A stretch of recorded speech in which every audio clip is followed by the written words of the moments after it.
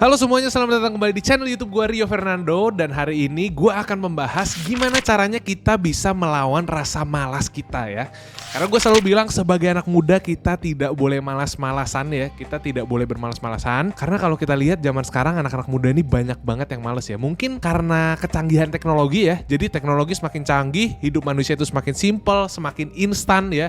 Kita mau makan gak usah lagi jalan jauh-jauh, kita mau air gak usah lagi jauh-jauh, semua udah ada dari rumah, ada dalam genggaman tangan kita. Tapi apakah teknologi yang semakin canggih itu jadi membuat manusia-manusia zaman sekarang tuh jadi semakin malas ya? Oleh karena itu gue akan membahas gimana caranya kita bisa melawan rasa malas kita, khususnya buat para anak-anak muda nih. Kita langsung aja masuk ke step yang pertama. Yang pertama adalah ketahui dulu kenapa sih, sebabnya tuh apa sih kalian tuh bisa menjadi malas ya. Karena menurut gue ada banyak alasan kenapa orang tuh bisa malas-malesan ya. Yang pertama mungkin memang ada beberapa orang yang lagi mempunyai masalah pribadi, misalkan masalah keluarga atau masalah finansial atau masalah dengan pasangannya atau masalah apapun itulah, masalah pribadi yang mungkin aja bisa membuat orang tersebut jadi kepikiran, jadi lama-lama tuh kayaknya stres, jadi akhirnya terdemotivasi, akhirnya jadi nggak pengen ngelakuin apa-apa, akhirnya jadi males-malesan ya. Dan gua pun pernah mengalami hal tersebut ya. Jadi kenapa kita perlu tahu sebabnya kenapa kita malas? Karena setiap sebab itu mempunyai solusi yang berbeda-beda ya. Kayak misalkan tadi contoh ada permasalahan ya, dan gua pun pernah merasakan kadang-kadang kalau gua lagi ada masalah pribadi, ada masalah keluarga, apa segala macam yang memang gue harus selesaikan, gue akan take my time, gue akan rehat sejenak, gue akan ambil waktu untuk ya menyendiri atau apa segala macam, melakukan hal-hal yang gue suka. Setelah itu menyelesaikan permasalahannya, baru gue akan kembali melanjutkan aktivitas gue yang harus gue lakukan pada hari itu. Atau mungkin ada juga yang males karena nggak punya goals atau tujuan yang jelas. Jadi kalau misalkan kita nih nyetir mobil nih ya atau motor gitu ya, tapi kita nggak tahu tujuannya mau kemana, kita nggak tahu mau ke Bandung kah, mau ke Depok kah, akhirnya apa yang dilakukan coba? Ya udah muter-muter di situ aja, karena kita nggak tahu mau kemana. Akhirnya udah muter-muter aja,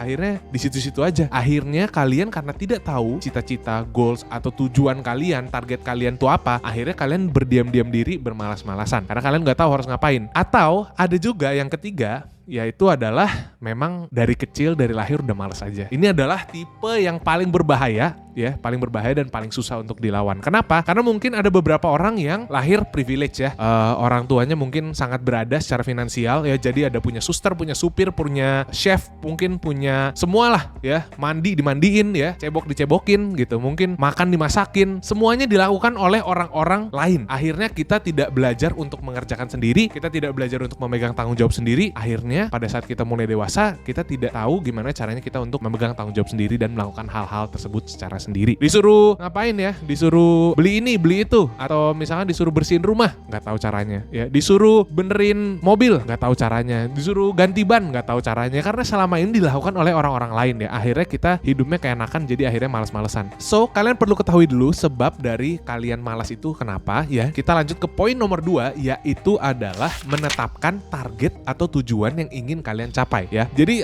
seperti hal yang tadi gue bilang, banyak orang juga malas karena nggak tahu harus ngapain ya. Oleh karena itu kalian perlu tetapkan dulu nih, sebenarnya kalian tuh punya target jangka panjang atau jangka pendek boleh. Target kalian tuh apa sih? Ya misalkan mendapatkan nilai 100 dalam mata pelajaran A, misalkan matematika gitu ya misalkan. Berarti gue harus gimana caranya supaya gue bisa mendapatkan nilai 100 di pelajaran matematika. Baru gue breakdown into smaller steps yang achievable buat gue. Misalkan yang pertama mengerjakan PR. Jadi gue akan breakdown mengerjakan PR, terus belajar setiap harinya minimal 15 atau 20 menit, terus membaca buku mengenai teori-teori matematika 15 atau 20 menit. Gue breakdown menjadi smaller steps yang achievable buat kita lakukan setiap hari. Jadi jangan kita punya target dapat nilai 100 di matematika, tapi nggak tahu caranya gimana. Ya udah, cuman punya target doang, tapi nggak ada steps yang kita lakukan untuk mencapai target tersebut. Jadi kita perlu breakdown, dan sangat penting poinnya adalah breakdown into smaller steps yang sangat achievable setiap harinya. Jadi misalkan contoh tadi, belajar tuh jangan targetin belajar 3 jam. Ya menurut gue agak susah tercapai sih ya. Gue belajar 2 jam aja, 1 jam aja tuh gue kayaknya udah stres gitu ya. Jadi gue akan menetapkan mendingan rutin, konsisten, tapi dalam skala kecil-kecil. Jadi 15 menit belajar, 15 menit baca buku, 15 menit, jadi total 30 menit, dan mengerjakan PR 15 menit. Dengan kita breakdown ke smaller steps yang jadi lebih achievable, kita akan juga akhirnya merasa bahwa oh, hal ini sangat bisa dilakukan, sangat achievable. Jadi akhirnya kita juga mau untuk mengerjakan. Kalau misalkan di otak kita udah kayak gimana caranya gue belajar 3 jam 4 jam ya, udahlah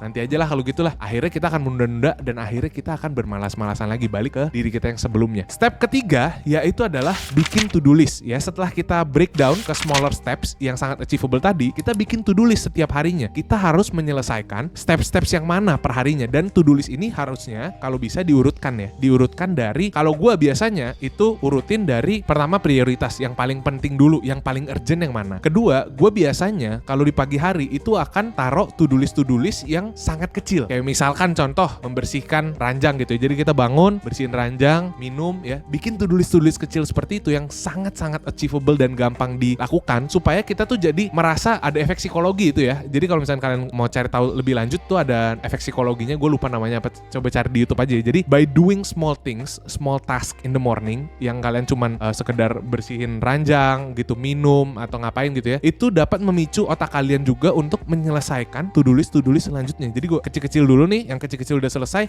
gue akhirnya jadi bersemangat karena gue udah banyak selesai to-do list, gue akan menyelesaikan lebih banyak to-do list lagi, dan gue akan berlanjut yang siang hari ya, dari jam kerja lah ya, dari jam 10 sampai sekitar jam 2 gitu, gue akan taruh to-do list yang memang sangat berat, to-do list yang membutuhkan banyak pemikiran, banyak energi, banyak tenaga gitu ya, karena di jam-jam itu kita masih punya semangat, kita masih punya energi yang besar. Contohnya misalkan gue buat video atau gue buat decision besar dalam usaha gitu ya, gue melakukan hal-hal penting tuh biasanya di pagi sampai siang hari, karena biasanya kalau udah di sore itu kita udah mulai capek, udah mulai ngantuk gitu ya, udah mulai nggak ada tenaga, dan kita mulai nggak bisa berpikir dengan baik untuk menyelesaikan to-do list yang besar. Sehingga di sore hari gue akan naruh to-do list kecil lagi, to-do list kecil supaya bisa gue lebih produktif lagi gitu. Jadi bikin to-do list. Kalau gue sendiri pribadi pakai aplikasi di HP ya, karena manusia sekali lagi daya ingatnya itu sangat terbatas.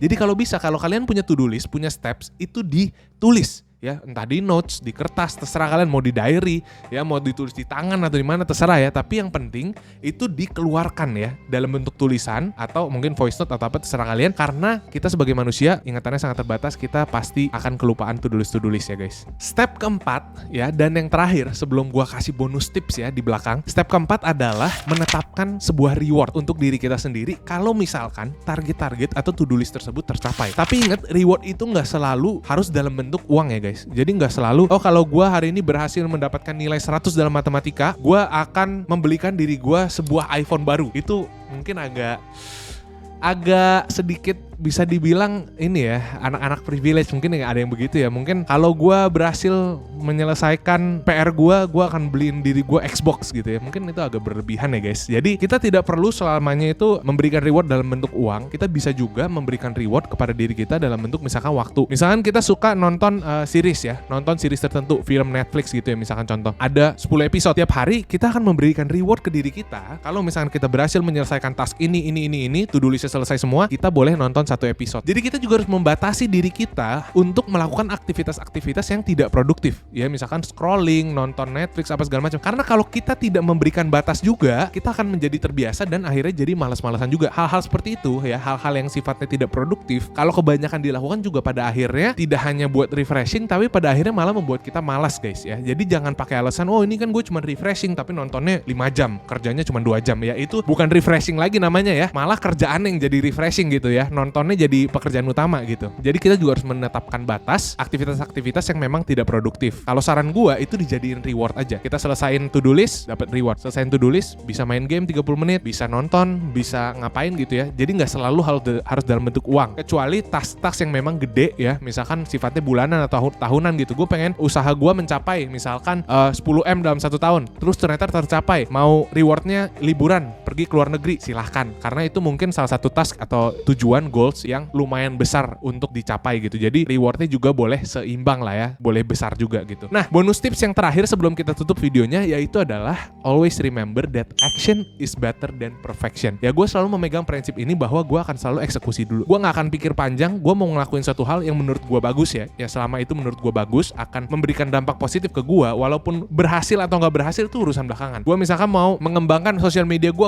mau buat video kayak gini, gue gak akan pikir panjang. Gue akan eksekusi aja dulu. Misalkan nanti ternyata nggak ada yang nonton, ya udah. Kalau banyak yang nonton ya udah bagus gitu. Tapi gue nggak akan pikirin panjang, aduh kira-kira gimana nanti tetangga gue ngomong apa, nanti teman-teman gue ngomong apa, nanti keluarga gue gimana ya. Gue nggak akan pikir kayak gitu. Gue akan eksekusi dulu, gue akan coba. Nanti sepanjang perjalanan tersebut baru gue akan pelan-pelan belajar. Oh ternyata buat video nggak boleh kayak gini ya. Oh ternyata pas nge-script kita tuh harus kayak gini ya. Ternyata buat konsep tuh harus kayak gini, thumbnail yang menarik kayak gini ya. Itu akan kita pelajari seiring dengan berjalannya waktu. Kalau misalkan kita mikir terus kita maunya perfeksionis, kita maunya pertama kali keluar video langsung 1 juta views, ya nggak akan pernah jalan. Dan ketika satu video itu keluar dan nggak 1 juta views, nggak sesuai ekspektasi kalian akan kecewa dan kalian nggak akan melanjutkan membuat video tersebut. Dan pada akhirnya kalian akan kembali ke diri kalian yang sebelumnya dan bermalas-malasan. So itu dia tips dan cara untuk melawan rasa malas kalian. Semoga kalian menyukai video ini. Kalau misalkan kalian suka, jangan lupa untuk di-share, di-like, dan juga di-subscribe ya guys di channel YouTube gua, karena ini udah video ke berapa ya? Ya sekitar 40 mungkin ya. Kalau misalkan kalian merasa ini bermanfaat ya guys, jangan lupa berikan gua support juga guys ya, supaya gua juga nggak capek-capek nih untuk memberikan konten